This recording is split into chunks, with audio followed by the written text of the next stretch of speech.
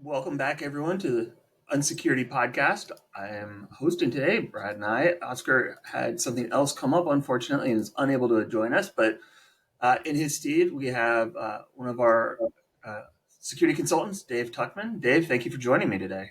Hey, thank you. No, long time watcher, lurker. Now get to be behind the camera. This is great. You've been with us for just a year, over a year now, just over a year. Yeah. It's hard to believe. It seems like it's been a lot longer. I said in a good way. Thank you. It's amazing to just kind of take that step back and look at everything that got accomplished and over the last year. It's been a fun ride. And so we kind of have an ongoing, a gag here. We talk about the weather at the start of it. So you're in California. What's it like out there? Because it's going to make me jealous. Yeah, one of the first things I learned here was don't talk about the weather. Let one of the other folks from representing California do that. But but to answer the question, it is going to be it's 49 right now with a high of 71. Yeah, see, we've been under a dense fog advisory for like 36 hours and it's been like 35 degrees. So yeah, you win. Yeah. I won't ask you again. Okay, I won't mention tomorrow. Yeah, thanks. So before we get going here, we got a couple of articles, two kind of privacy focused. One is about Avast's free antivirus. Avast is harvesting user browser history, and the pretext the data has been, quote, de-identified, which protects your privacy, but that data is being sold to third parties, can be linked back to people's identities, exposing every click and search that they've made. So I think, kind of it goes back to like, free is not always, you got to be wary. It's not always free. You're paying somehow. And it kind of goes again to de-identification gone wrong. So do we trust these companies to be doing these things properly? So yeah, I think you want to. I mean, the line I remember is if you're not the customer, you're the commodity. And you kind of got to know that going in, and this is a perfect example because they are businesses, they're in it for profit. And, just as you see now, even like Amazon Prime is going to start including commercials, unless you want to upgrade your subscription. Everything's, the root drivers are the financial ones. And and I think there's just, you kind of got the ethics or lack of them when an organization makes a decision like this. And then you also have just a lot of people that don't know. There's a lot of ignorance out there. And like you said, I mean it in a good way. I don't mean it derogatory, that just people that don't know. Yeah. Well, and that kind of leads into this second article, very similar. This one you sent me is about Facebook and how many companies monitor a Facebook user. So Consumer Reports did some research, and they used a panel of 709 volunteers, and they found that a total of 186,892 companies sent data about those users to Facebook. On average, each user had 2,230 companies sending data to Facebook. So it's insane, isn't it? Yeah. I mean, it makes me happy I don't have Facebook. I've never had Facebook, so I'm very happy about that. Yeah, you made the right call there a few years ago. I had to exit stage left more recently. I think it was probably during the pandemic, but I mean, the same thing, right? If you are the commodity, you are the product. So just beware of that. Yeah, you just, and the thing is you've got Facebook with their kind of lipstick on a pig messaging of, oh, we're connecting people. Right. Yeah, Well, well, they are, just not in the way you think. yeah, exactly. There's some good legal speak in there in what became the messaging. But, the thing is, like you and I will realize it, but at the same time, you've got where for all of those to connect, there's APIs. Mm-hmm. And we don't, who's auditing the APIs on all of those? So you just, Right. it's more of a wild west than people realize, Yeah, definitely. you know. So last news article, this one is not so much fun. Is there's a critical Cisco flaw that is letting hackers do RCEs over unified comm systems. This is CVE 2024-20253 with a CVSS of 9.9. Allows a attacker to execute arbitrary commands on the underlying operating system with the privileges of the web services user. The attacker could also establish root access on the affected device. So if you've got unified comms, get that patched, and as always, do threat hunting. Yeah. Just don't think the patch is going to fix it, because if they've gotten root, your patch isn't going to mean anything. So make sure you patch and threat hunt. Yeah. And to that, like one of the things, like if there has been a breach, we talk about that, where what is the insurance company doing to protect the environment after an incident happens? Yeah. And is it, it's, some will say, let's just pay the ransom and move on. But, you haven't fumigated the house, Right. Afterwards to, Right. Yeah. just, The door still is missing. Doesn't really help. Exactly. Yeah, you don't change the keys, and so. Right. But yeah, that's a serious one, and so glad you're bringing it to everyone's attention. Yeah.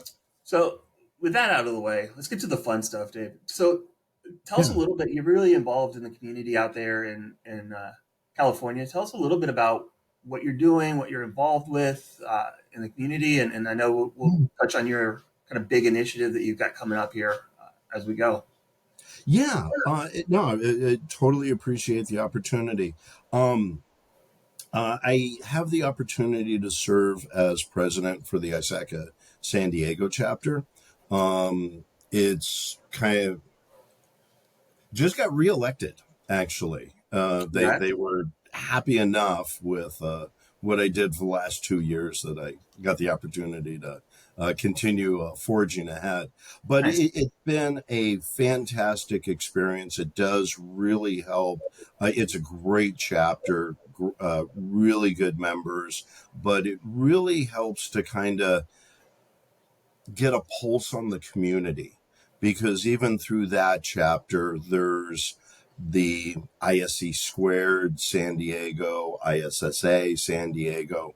So one of the initiatives we did when had the opportunity to serve for the chapter is not only do we do the meetings for our chapter, but we try and do these collaborative ones with other organizations to kind of break down the silos between the organizations. So every April, we try and do one collaborative with IAPP, the International Association of Privacy Professionals. Okay. So there's just some good cross dialogue, and then there's a lot of neat initiatives in San Diego. We do the city has spun up a new cyber lab that's designed to help students have access to resources and things like things along those lines. Access to resources. They've got it with like these VMs. The kids will go in, and it's okay if they blow it up. You just spin up another one. And I think, let's be honest, how else do you learn but breaking things? Kind of what it's gotten us here. Yeah. I know. I think it's like we've both been doing this long enough. We've broken plenty of things. That's how you learn, is to see how it works and figure out how to fix it. It's funny because my mom used to have this bumper sticker on the refrigerator when I was growing up, and it said, "Experience is what you get when you didn't get what you wanted." Yeah. Very, And very, very true. yeah, and it's totally applicable to that, And but yeah. So just been real engaged in that, trying to do community stuff. We do have a cybersecurity center of excellence, San Diego chapter out here, off of the national branch. So there's just been great opportunities to try and bring the community together as best as possible. There's those organizations, and we try and work closely with academia as Okay. well, along those lines. Just looking at the different sectors of the community and how we can ultimately support them. Very nice. Yeah, So this is the thing. I'm actually really excited. I know, I'll be honest, I know a little bit about this, but I haven't been very involved in kind of the behind the scenes, um, and offered to be an instructor, but only if they didn't have enough others, because I figure everybody's sick of seeing my face anyway. So let's talk about your initiative about kind of securing personal networks. Tell us about that. sure. Yeah, it was kind of funny because, and that's one thing I so much love and appreciate what we have here culture wise is, you get the idea and you take it to the right person and just say, here's the thought. Tell me if I should stop, Mm-hmm. and if I should, cool, I'll go get another idea and come back and repeat the process. But if when you hear, oh, no, that's a good one, stick with it. And so you kind of evolve it and take it back. And that's what happened with this one. And it actually spawned through the FR Serves committee that we have here, which is, wanting to give back to the community in different ways. And there's a lot of initiatives we do, but there wasn't one that I saw where we were giving back this information security knowledge that we all have. We can do it.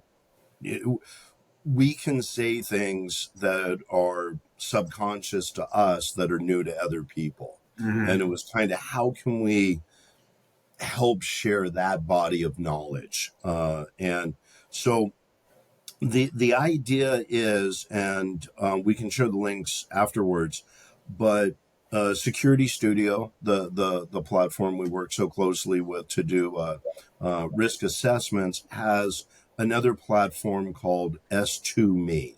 It's Yeah. at s2me.io. It's open to the public at no cost. I know I said, but you are not a commodity in this one. Yeah. Yeah. I will vouch that, it's no marketing. There's no sales piece to it. It's literally like giving back. This is their way of giving back. Yeah, and it's kind of funny because we harden people. So what is the catch? Right. But there isn't one, and it's an online platform that's focused on how someone can self-assess the security of their home network. So it can be an individual, a family, a remote worker. It can even apply to somebody traveling, as well as even a home-based business kind of a thing, or a very small business. But it goes through, there's 10 modules where it's going to ask a question, and it's going to, you say, yes, I'm doing this, or no, I'm not. It gives a quantifiable score that we can measure against, so somebody can improve, understand where they are, and have some sort of path forward. What the initiative is we're going to be hosting webinar. It's a series of 5 webinars. It's one per month on the second Monday of each month. So the first one will be February 12th. And in each of those webinars, and these are no cost, open to the public, anybody's invited. Targeted But at non-technical, right? It's targeted for the as we call them, the normal people, because we're not normal in the security industry. that is why I'm not on the panel. And I play the role of moderator just to focus on that. But yeah, it's totally open, designed to be non-technical. And what we're going to do in each of those webinars is go through two of the sections within the platform. And we'll look at what the control is. We'll say, what is it? What does it mean? What is the potential risk associated with it? And the panelists will riff on things that we can do, actionable items somebody can do to help protect themselves. And then we just do that. And then it's on Zoom. And anybody attending remotely, we really want it interactive. Drop your questions into the Q&A in the chat. So we know that we're helping. We're talking about what we're talking about. Well, we can be more specific to some questions that people have. And, I'm assuming those will be recorded and available afterwards in case people can't make the. Yeah. It's actually a collaborative initiative between the ISACA San Diego chapter, FRSecure, and Security Studio. So we are recording them. And if we can, part of the idea is actually to edit down the clips. So it would be like a clip for each particular control if we can pull it over. So if somebody just wants more of a 4 or 5 minute shorter snapshot, they can just dial into that one. I don't care about these 10 things. I only care about this one. You don't have to sit there and scrub and figure out where that is. Yeah, because part of what I do, even when speaking with clients, is just trying to let them know that the platform exists and it can be a valuable resource. And we've had some people say, hey, it's awesome, but we still have questions. And we'd rather have more answers going in. So if we can produce the videos of these, it can be supportive knowledge for that to try and help. One of the things that I really like about the S2Me is it's really focused on education, right? So, it'll have the question and it has I think, Ed, correct me if I'm wrong, I think it has a yes, no, or not sure. Mm-hmm. And if you click no or not sure, it's going to give you a decent paragraph of here's what this means. Here's what that, and so it really tries to educate people because, we know people's behavior at home and at work, even before the pandemic, it was going to be the same. And now everybody's remote. It blurs that line even more. So let's get good cyber hygiene as, second nature. And people they just don't think that way natively. Yeah. There's a bit of a rabbit hole with that one, for sure. Because I think, it's almost like a culture thing. Mm-hmm. I would joke with people, it was about 120 years ago, they first figured out how to make a car. And then I think the first feature they said was, we should give this brakes, Oh, okay. Yeah. So it gets a little better. And then you add turn signals. So you're not interpreting where the other person's going. And how many decades later did seatbelts get introduced? Right. And then it had to become a federal mandate. So now we just use them. Right. But yeah, well, and I don't think we'll ever see a federal mandate for cybersecurity at home, but right. You see it at work, right? So, but people, they don't always follow, it's human nature. Take the path of least resistance the majority of the time. And let's be honest, cybersecurity is not the path of least resistance, hardly ever. Right. The department of no, we are,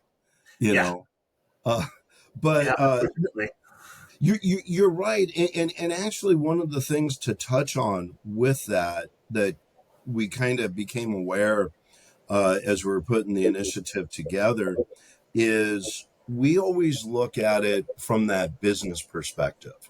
Our immediate association with something like this is us as individuals that work remote, or a client's or a company's employees that work remote. But there's also, families. Mhm. And, my son's 16, and he's been quite a respectable adversary in trying to secure the home network. Um, it, I have two teens as well. I fully feel your pain. yeah. There was actually no lie. It is set up where I'm just using a separate SSID Yep. that they don't know the password to, Yep. Same. and they can just. I had to circle the wagon, take a couple steps back, circle the wagons, and let them do their silliness over here. Yep. But culturally, why does my son feel it needs to be secretive? Why does he feel that I'm an adversary, Right. in what he's doing? Because we can have, if we could kind of help that culture and mindset, then whoever is the most aware or knowledgeable in that family, or that circle, then they can kind of become that champion, and help raise the bar to make the parents more knowledgeable. Um, Right. Well, or and even more so, my parents are in their 80s, and they're not going to learn this. right. The thing that needs to be learned is that I'm there for them, and but you kind of Well, go and ahead, sir. I was going to say no. Well, and it kind of goes back to, even if it's not intentional, that teenagers are going to do things that could present risk to, well, business devices, right? Like, I don't want my work computer on the same network as my kids' devices, or I have an entirely separate IoT network that is completely segmented off for the few IoT things that I do have. You Yeah, know, why would you? It's those basic principles that you would see at work. We want to segment based on criticality and risk to what you have, but that's not something that, you know majority of people think about from a security perspective at home. right. I mean, and these are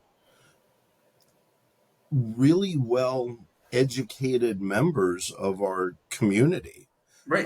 that we rely on in other ways. Maybe it's a dentist or a doctor, or whatever service they Right. contribute. You Well, know, I mean, you think about it. What's the number? Like 60% of small businesses don't recover from a malware attack, a ransomware attack.